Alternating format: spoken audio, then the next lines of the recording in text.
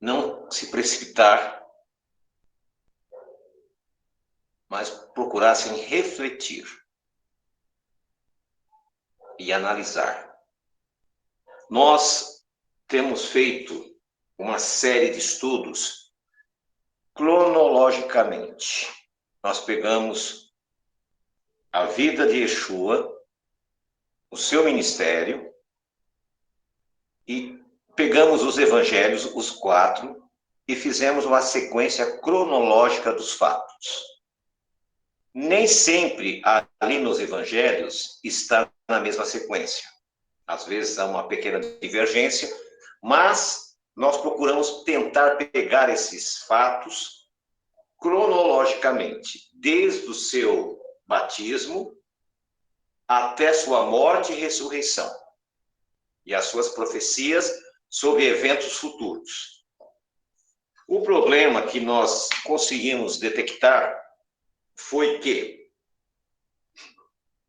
quando nós estamos lendo a Bíblia que está em nossas mãos, como disse no YouTube, tem um padre,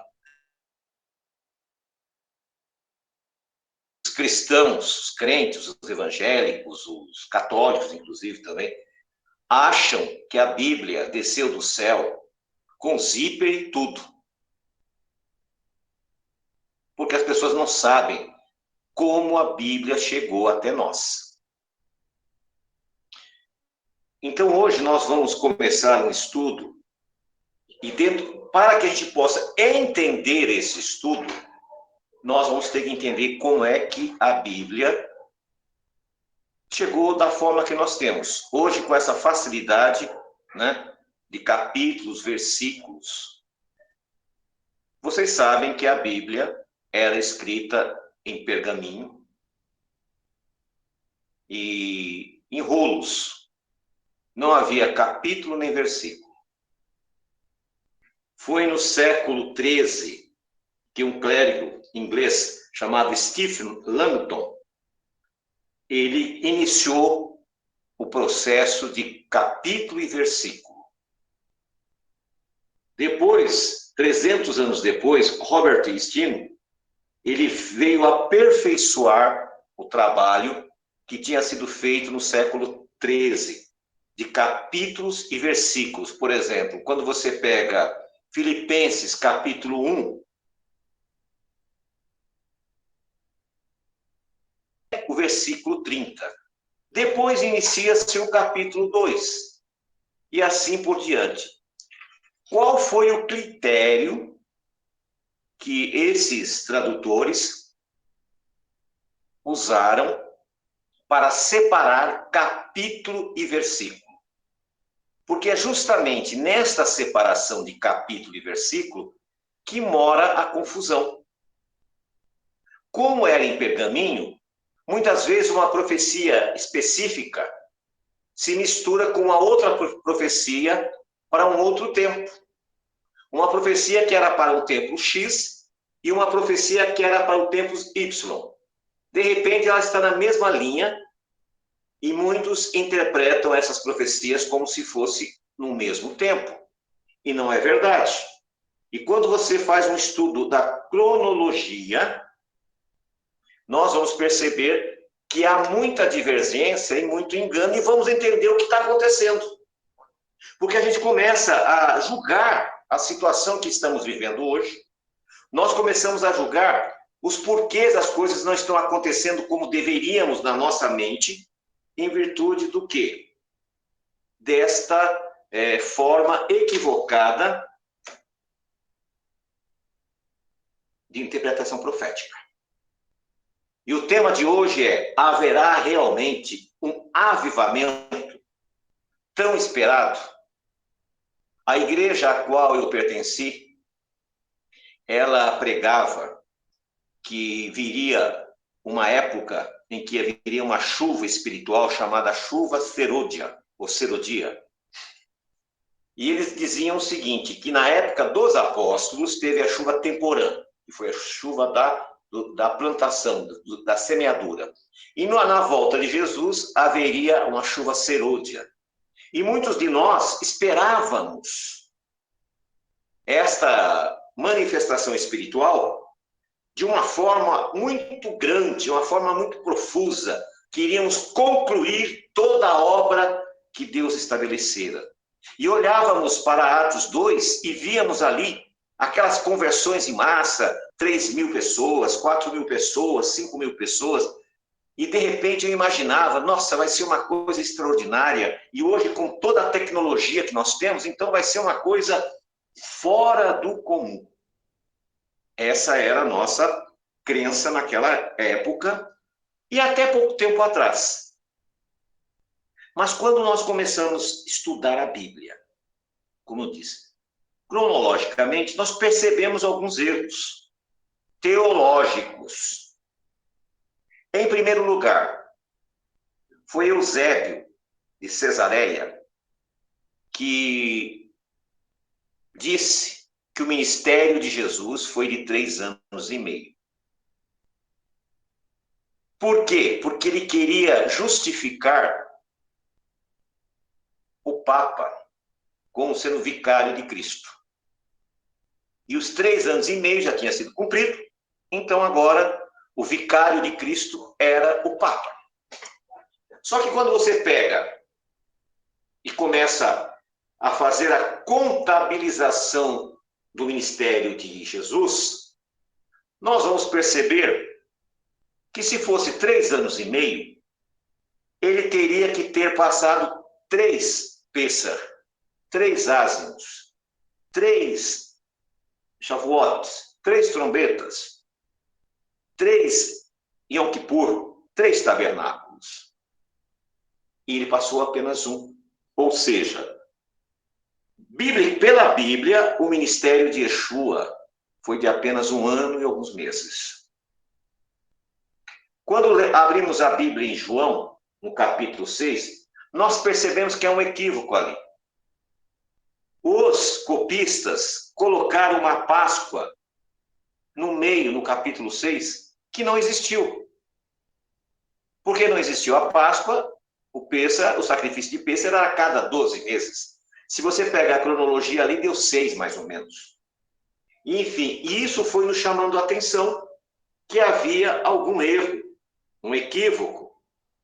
Por quê?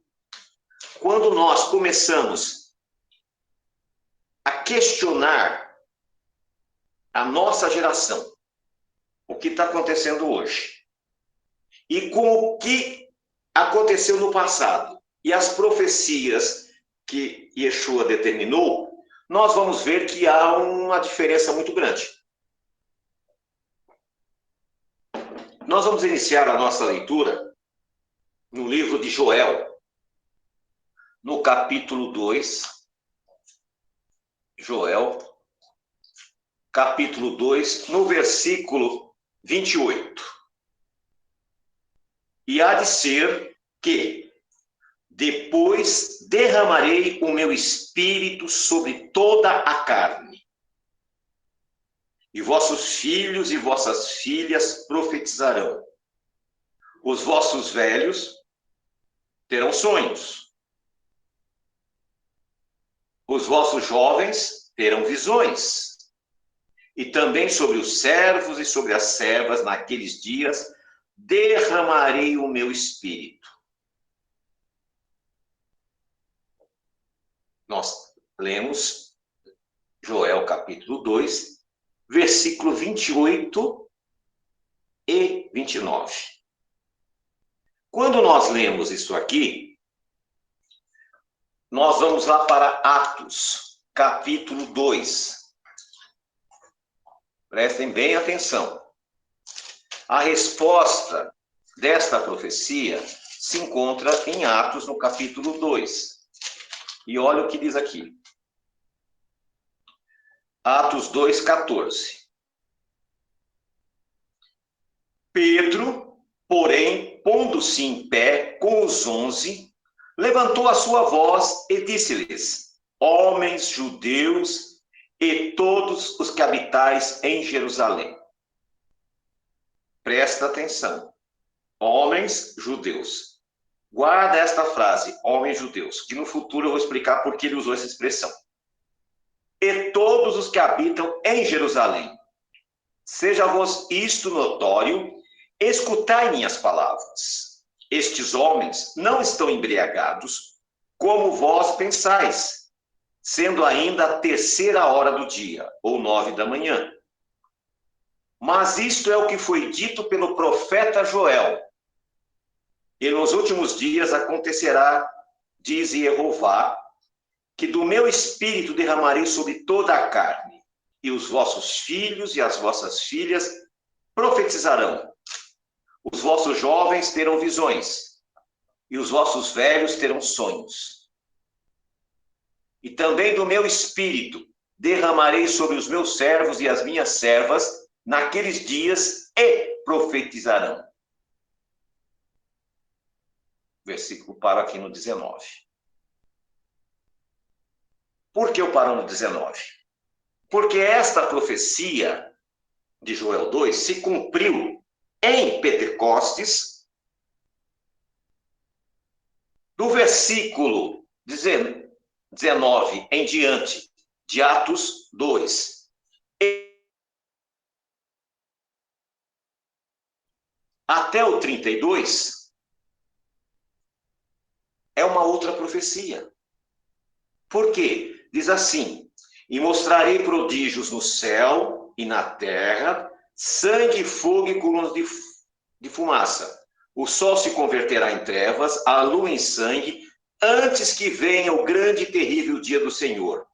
E há de ser que todos que invocar o nome de Jeová será salvo. Porque no Monte Sião e em Jerusalém haverá livramento, assim como disse Jeová, entre os sobreviventes, aquele a quem Jeová chamar. Então nós vemos aqui porque os copistas colocaram capítulos e versículos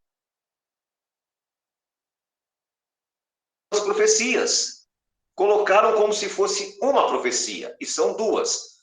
Uma profecia se referia a Pentecostes. A outra se refere à volta de Jesus, que aconteceria 2000 anos depois. Então nós vemos que de um versículo para o outro, há uma lacuna de 2000 anos. Como era escrito em pergaminho, sem capítulo, sem versículo, justamente a confusão aconteceu aqui. E todos nós, inclusive eu já preguei isso, né? Se vocês puxarem as gravações, vocês vão ver que eu já falei isso.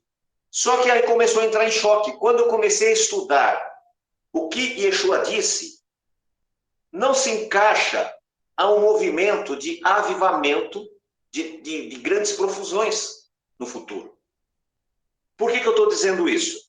Porque na cidade de Wilmore, em Kentucky, agora, recentemente, houve, né, na faculdade de Asbury, o que eles chamaram de um avivamento. Jovens começaram a fazer uma vigília e, de repente, passaram horas, dias e dias ali orando e cantando e as pessoas dizendo, olha, é um avivamento. A cidade, essa cidade de Wilmore, no Kentucky, ela é uma cidadezinha pequena, tem 6.000 habitantes. Em poucos dias, mais de 30.000 pessoas estavam ali, virou um caos. A tal ponto que no dia 28 de fevereiro, o reitor proibiu eles continuarem na capela, porque não havia mais condições de mantê-los ali. E eles diziam que era um grande avivamento. Muitos religiosos estão todos entusiasmados, afirmando que aquilo era um mover do Espírito Santo. Só que quando nós observamos o que estava acontecendo ali, e percebemos que não houve sequer uma citação de restauração,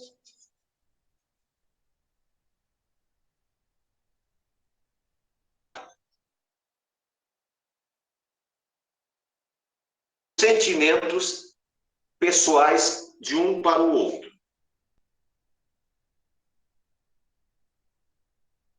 Santo.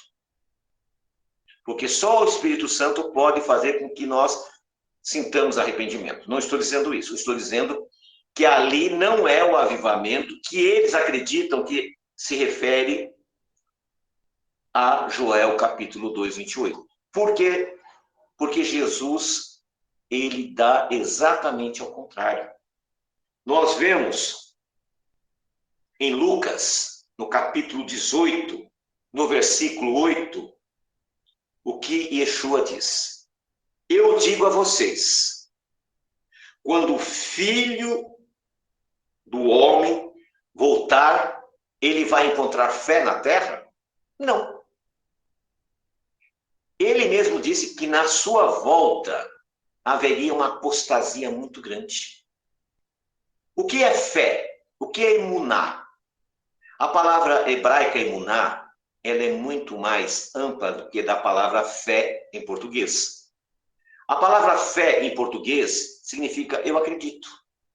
A emuná, ela significa eu creio, eu pratico, eu sigo, eu guardo os mandamentos porque eu acredito que eles... É muito mais amplo a palavra emuná do que a tradução fé em português. Então, em primeiro lugar, o próprio Senhor Yeshua disse que quando ele retornasse, não haveria fé. Não havendo fé, não há nenhum reavivamento, avivamento ou qualquer coisa correspondente. Por quê? Porque essa profecia já se cumpriu. E a partir do versículo 30 até o 32, é uma profecia para o futuro que em Atos também eles copiaram para confirmar o que foi dito, mas se refere ao futuro e não ao presente.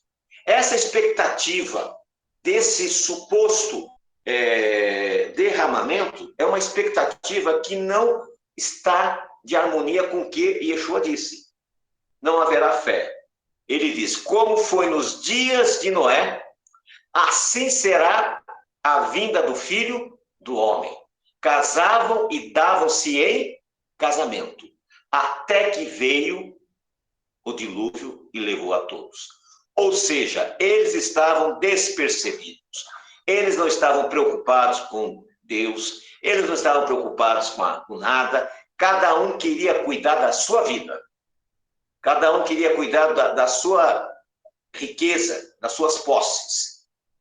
Não houve um avivamento naqueles dias. Nos dias de Noé não houve, ao contrário, houve uma decadência espiritual. Então, as profecias de Jesus aqui, essas duas profecias, já mostram que haverá uma decadência. Um outro fator que também me chamou a atenção, por que será que ele disse, onde estiver 2 ou 3 em meu nome, ali estarei? Porque ele sabia que os verdadeiros seguidores dele, seus discípulos, seriam muito poucos. Hoje nós vemos movimentos com milhares de pessoas. 10 mil, 15 mil, 30 mil pessoas. Mas quando você vê o que está acontecendo ali, não há sequer uma citação de mudança de vida, de restauração. Não. Eles querem pedir bênçãos, querem pedir milagres, mas restauração não.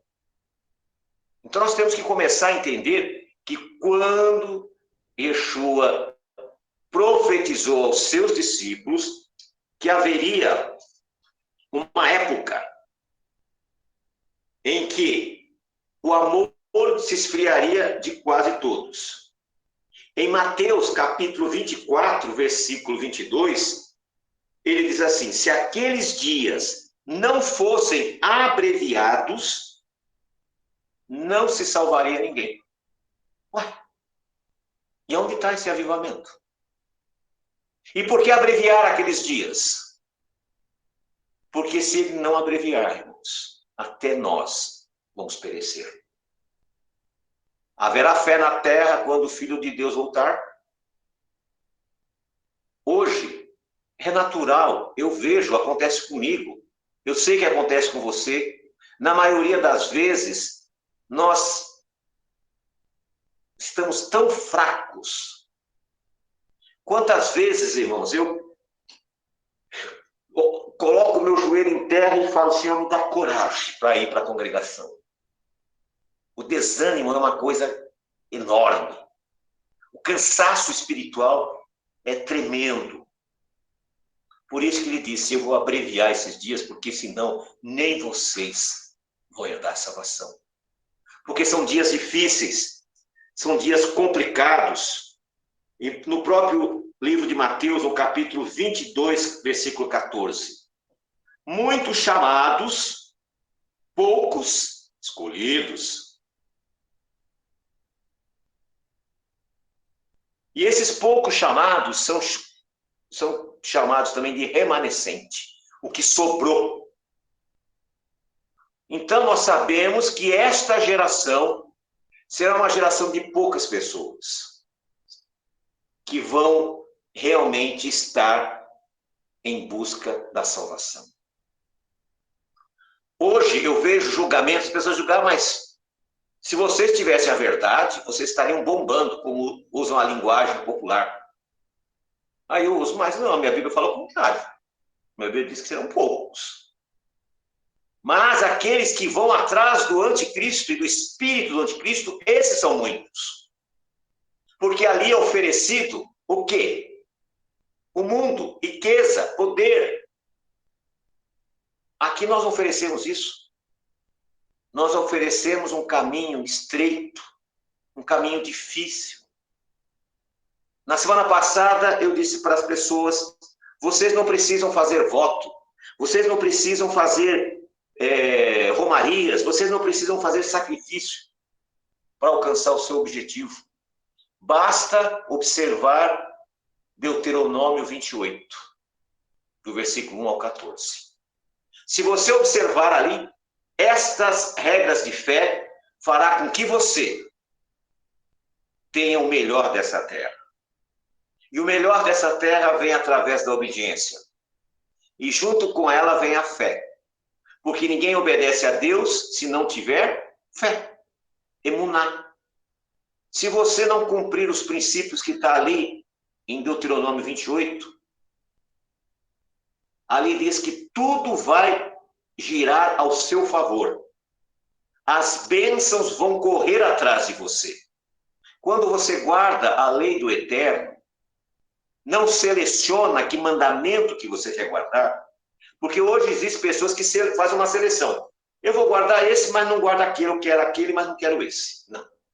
Se você cumprir os mandamentos ao qual você foi ensinado, você não precisará se preocupar, porque as bênçãos vão alcançar vocês. Só que nós vivemos numa época de provação. Todos nós.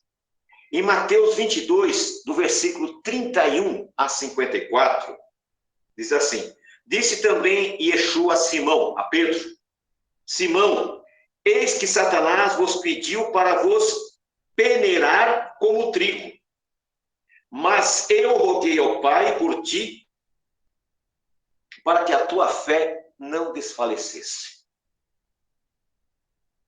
Yeshua sabia que Pedro tinha uma fé muito fraca. E Satã, da mesma maneira que fez com Jó, que pediu para tentar também Pedro. E você também, não tenha dúvida, que Satã está pedindo para tentar você, para te peneirar, para joelhar, para que você seja testado.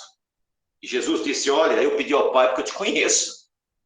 Então, nas suas orações, meus irmãos, vocês coloquem a seguinte frase, Senhor, não permita que eu seja peneirado e venha a perecer, mas me fortaleça, Pai.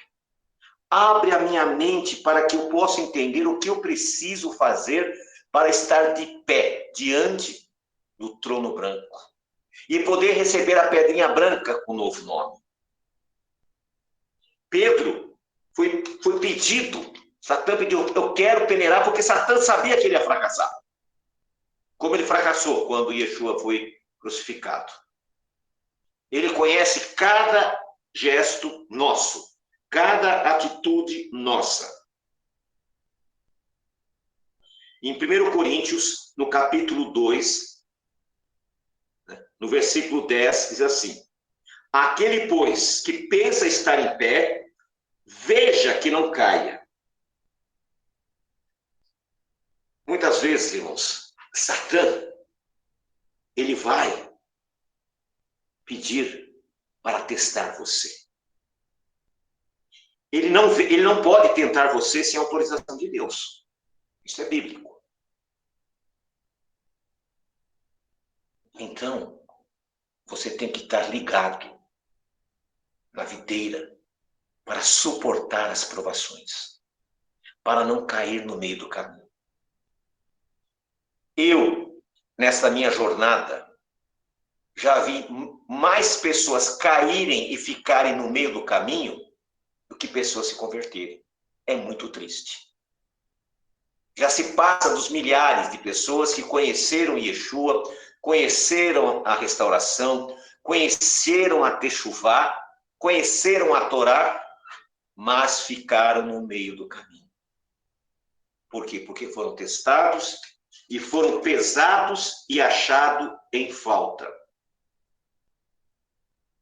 Quando Jesus voltar, no milênio, a Bíblia diz que vocês serão reis e sacerdotes. Reis é para governar, sacerdotes é para ensinar. Então, Deus está preparando vocês para que no milênio vocês venham ensinar as grandes multidões que estarão ali sedentas, esperando para receber luz. Se você recebeu essa oportunidade, se você foi alcançado pelo Espírito do Eterno, não fique esperando que vai acontecer algo mágico, que vai fazer você se transformar. Isso não vai acontecer. Se transforme você mesmo. E comece a transformar. Senhor, eis-me aqui. Usa-me. O que eu posso fazer pela tua causa? Como eu posso ajudar a obra de Deus? Vou dizer uma coisa para vocês. Está pesado. O fardo está pesado. Porque as pessoas estão confundindo o que é santo com profano. O que é santidade com fanatismo. Nós temos que ter cuidado para separar as coisas. Existem coisas diferentes. E você tem que estar pronto. Em Apocalipse, capítulo 3, versículo 11, diz assim: Eis que venho sem demora. Guarda o que tens, para que ninguém tome a tua coroa. Sabe a coroa que você recebeu do Senhor? Está na sua cabeça e você não percebe. Você pode perdê-la. A Bíblia diz claramente aqui. Então, guarde para que não venha perder esta grande dádiva que Deus lhe deu. Em outro estudo, eu vou falar com vocês sobre essa questão da coroa em jogo. O que é a coroa em jogo?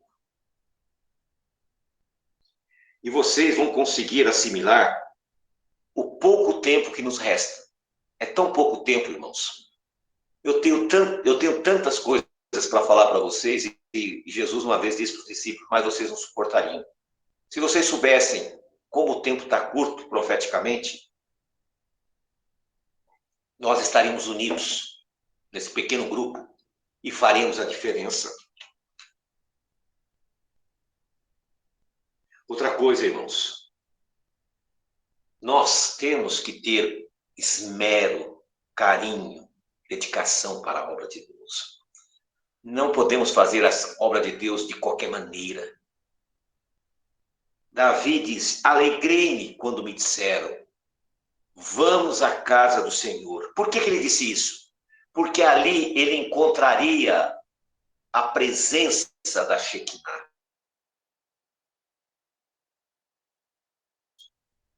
Você deixa de estar na presença da Shekinah. Samuel ficou triste, acabrunhado, quando o povo pediu um rei. E Jeová disse para ele, por que você está triste? Não é você que eles rejeitaram, não. Mas é a mim que rejeitam. Então, quando você resolve ter outro rei no lugar de Jeová, quando você resolve ir em outro lugar, ao invés de estar na presença dele, quer fisicamente, quer pela internet, é a rejeição que você está fazendo. E como você vai querer que as bênçãos o alcancem? As bênçãos correm atrás de nós.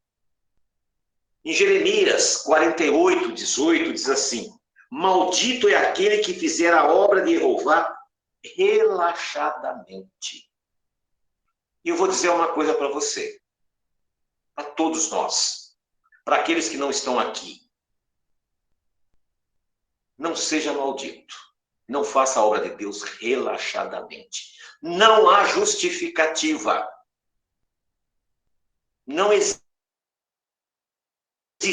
justificativa para fazer a obra de Deus de uma forma relaxada. Teve dia que eu tive que ficar deitado 2 horas para poder levantar e ir para a congregação. Tão doente que eu estava. Mas eu conhecia esse versículo. E eu não vou fazer a obra de Deus relaxadamente. Pode ser que algumas pessoas não gostem da maneira que eu faço. Não podemos agradar a todos, é natural. Mas eu tenho me esforçado para fazer o meu melhor. Porque eu estou fazendo para Deus. A palavra maldito, a definição no dicionário diz assim: é objeto de maldição, amaldiçoado, condenado. Quando eu estava lendo isso de Jeremias, ele diz: maldito, amaldiçoado é aquele que faz a obra de Deus de qualquer jeito. Acordem, meus irmãos. É a tua eternidade e a tua prosperidade hoje que está em jogo. Porque nenhum maldito verá a Deus e nenhum maldito será abençoado. Além de viver uma vida miserável aqui, ainda vai perder a sua salvação. Em 2 Tessalonicenses, capítulo 2, versículo 9 a 11, é um capítulo que eu tenho falado com vocês diariamente, semanalmente. E diz assim: a este cuja vinda é seguido a eficácia de Satanás, com todo o poder de sinais e prodígios de mentira. Então, quem vai fazer o grande avivamento é Satanás. Quando você ver grandes movimentos, manifestações, grandes milagres, presta atenção. Se ali está acontecendo esses milagres, mas as pessoas não ensinam a Torá, é o anticristo que está operando. E com todo o engano da injustiça, para que os que perecem, porque não receberam o amor à verdade para se salvarem. E por isso Deus lhes enviará a operação do erro, para que creiam na mentira, para que sejam julgados todos que não creram na verdade, antes tiveram prazer na mentira. Em grego, anomia, traduziram por iniquidade, porque foram contra a lei de Deus. Qualquer movimento que não ensinar Torá e tiver manifestações de avivamento, cuidado. É obra do anticristo. As pessoas não gostam quando eu trago mensagens pesadas como esta, como a de sábado. Essas mensagens já têm um propósito: não criticar você, mas nos alertar para o grande trabalho que temos que fazer. Se vamos fazer esta obra, vamos fazer ela com esmero, com carinho. Não vamos fazer de qualquer maneira. Não é lícito que você abandone a obra de Deus para resolver os seus próprios interesses. Não é correto que você ignore que você faz parte de uma grande engrenagem. E uma engrenagem, se um dente da engrenagem quebrar, ela toda se perde. Então, meus irmãos, preste atenção. Não brinquem com as coisas sagradas de Deus. Porque a mão de Deus pode pesar sobre a tua vida. Mas se você não está disposto a prosseguir, não tem problema. É uma escolha pessoal. Mas aqueles que estão dispostos a servir a Deus, tomem um posicionamento. Vamos abrir em Deuteronômio, capítulo 28, do versículo 1 ao 14. Eu vou fazer a leitura para que vocês possam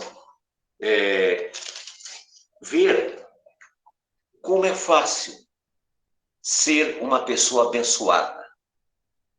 E será que se ouvires a voz de Jeová teu Deus, tendo cuidado de guardar todos os seus mandamentos, e não apenas aqueles que interessam, que hoje te ordeno, e Jeová teu Deus te exaltará sobre todas as nações da terra. E todas essas bênçãos virão sobre ti e te alcançarão quando ouvires a voz de Jeová teu Deus. Quando você ouvir a voz e obedecer, derramada sobre a tua vida, bendito será na cidade.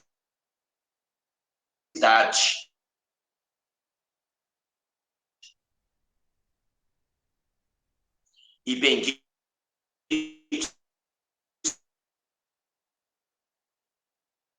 a terra, e o fruto dos teus animais. Bendito o teu cesto e a tua amassadeira. Bendito serás ao entrar e bendito serás ao saíres. E Jeová entregará feridos diante de ti. Os teus inimigos que se levantaram contra ti, por um caminho sairão contra ti, mas por 7 caminhos fugirão da sua presença. Olha que coisa. O próprio Deus vai entregar para vocês os seus inimigos. Aqueles que estão ao seu redor, que estão traindo você, serão entregues nas tuas mãos. Vão ficar envergonhados. O Senhor Jeová mandará que a bênção que esteja contigo nos teus celeiros e em tudo que você colocar a mão. Em todas as suas atividades. Quem trabalha com vendas, o patrão vai olhar com outros olhos. Quem trabalha com o trabalho que você trabalhar, o que você fizer, a sua vida vai ser uma bênção. Versículo 8. Jeová mandará que a bênção que esteja contigo nos seus celeiros, em tudo que puser a tua mão, e te abençoará na terra que der Jeová o teu Deus. E Jeová te confirmará para si como povo santo, como te tem jurado, quando guardares os mandamentos de Jeová teu Deus e andares no seu caminho. Olha que coisa extraordinária. Basta você guardar os seus mandamentos. Lembra do checklist que eu falei? Veja qual mandamento que você não tem obedecido. E começa a guardar. E você vai ver a vida de cada um de vocês mudar. E todos os povos da terra verão que é invocado sobre ti o nome de Jeová e terão temor de ti. Eu estava lendo hoje o noticiário.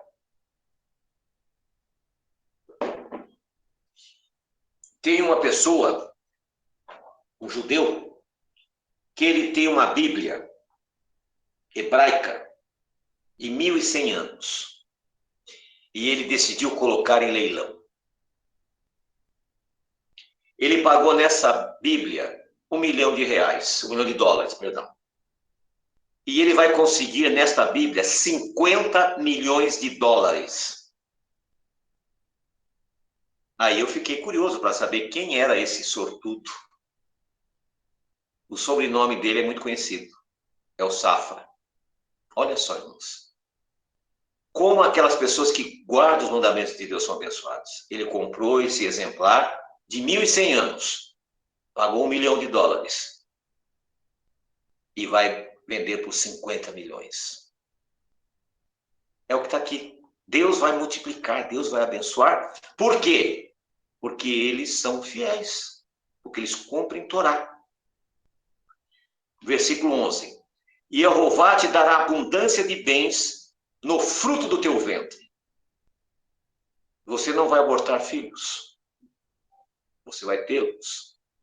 E no fruto dos teus animais. Se você é um criador, vai ter muitas crias. E no fruto do teu solo, sobre a terra que o Senhor jurou a teus pais dar. E Jeová te abrirá o seu bom tesouro do céu, para dar a chuva na terra no seu tempo, para abençoar toda a obra das tuas mãos. Você vai emprestar a muitas nações, mas não vai pedir emprestado.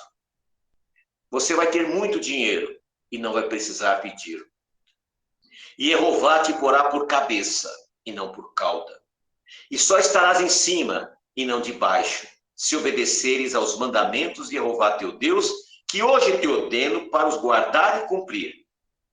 E se não te desviares de todas as palavras que hoje te ordeno, nem para a direita nem para a esquerda, andando após outros deuses para os servir. Nós temos aqui 14 capítulos dando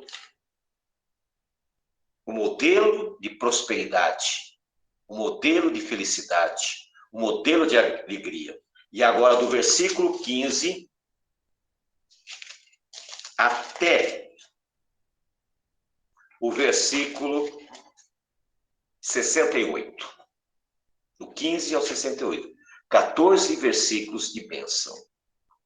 Agora, do 15 ao 68.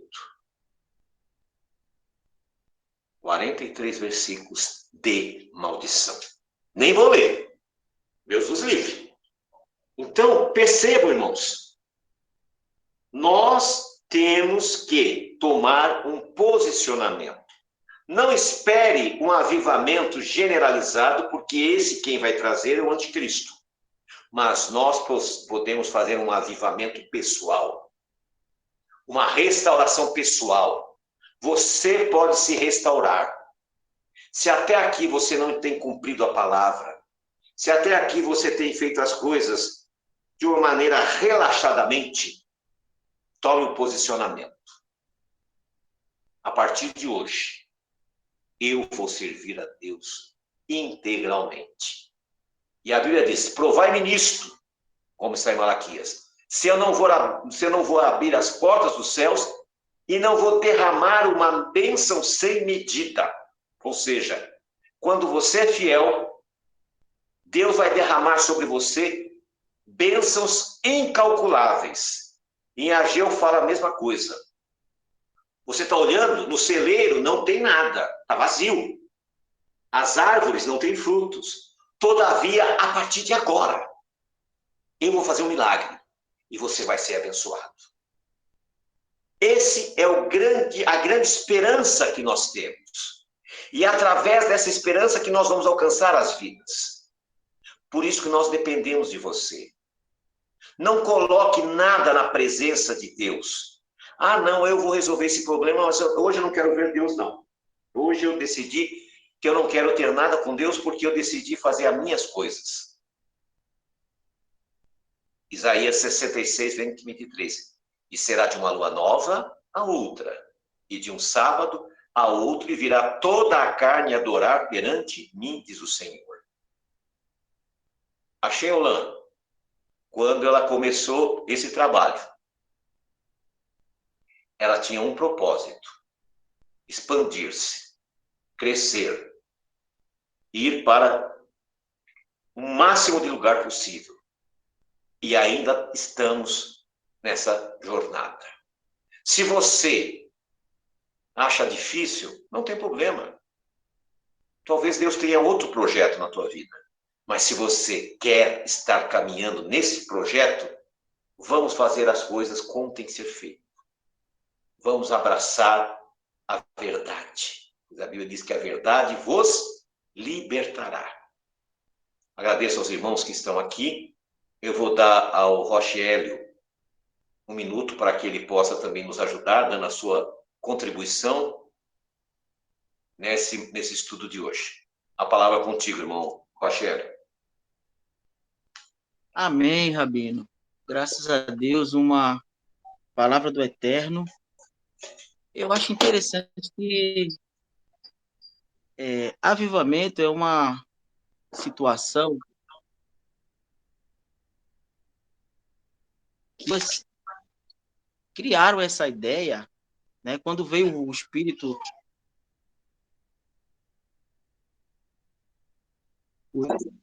que o Rua, quando desce lá em Atos, é para todo mundo, de todo mundo. Não. Foram quem? Foram israelitas, ou judeus, vamos dizer assim, e praticantes da fé israelita que estavam esperando o Messias. Então, o Rua, o Espírito, ele veio para aqueles que estavam obedecendo o mandamento e para a festa. Já começa por aí a situação. Depois, um outro grupo lá em Pedro, né, que é o grupo de Cornélio. Mas isso era só Deus mostrando que a promessa de salvação também iria ao gentio.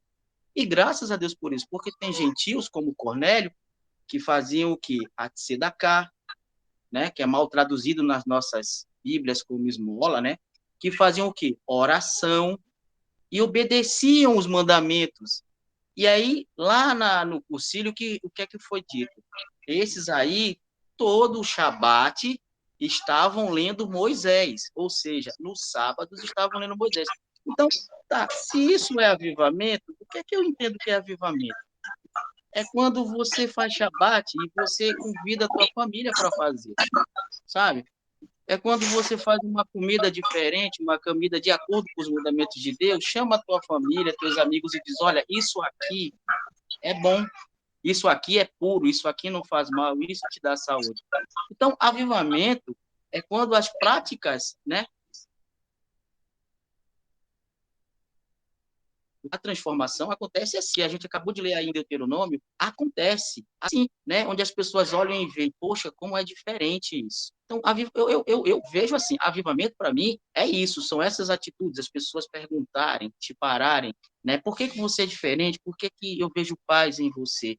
E você vira e diz, porque eu sigo as escrituras, eu sigo os mandamentos. Então, o avivamento para mim é uma mudança desse tipo de atitude. Que a gente possa amadurecer e entender, né, que o avivamento faz isso. Essa semana que passou, eu tomei um susto, Rabino, porque um jovem que está vindo aqui na congregação, porque uma coisa é o centro da Zona Leste, e outra coisa, Rabino, é vir do centro de Porto Velho.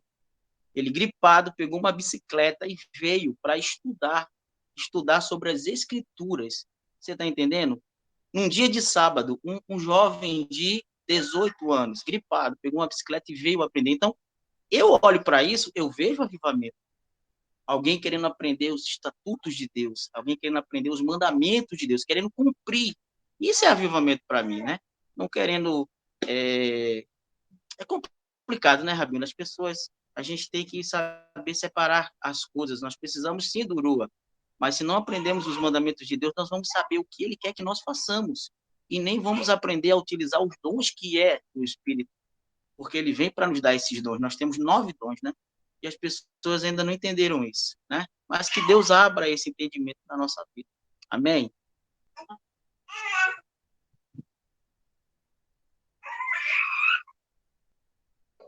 Exatamente, irmãos. Isto é o que nós precisamos começar a colocar em prática. Muitos estão aí ansiosos, esperando um mover universal. Não vai acontecer. O mover começa com você. Nós estamos aqui em 10 pessoas, já teve equipe que tivemos 25. Provavelmente as 15 pessoas que não estão hoje aqui devem estar bem ocupadas com outras atividades, que possam, uma oportunidade, ouvir esta mensagem, para essa mensagem fortalecer eles também, como nos fortaleceu. Né?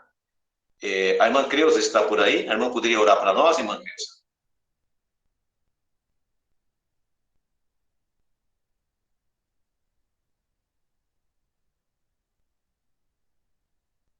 Não, acho que não está. Muito bem. Oi. Ah, tá sim. Amém. A irmã poderia orar para a gente, irmã Creuza? Para Oro encerrarmos? sim. Sim. Eu agradeço. Pai amado, Pai querido, muito obrigado, Pai, por estarmos aqui, Senhor, reunidos, Senhor, aprendendo mais e mais da Sua palavra. Que o Senhor venha, Senhor, penetrar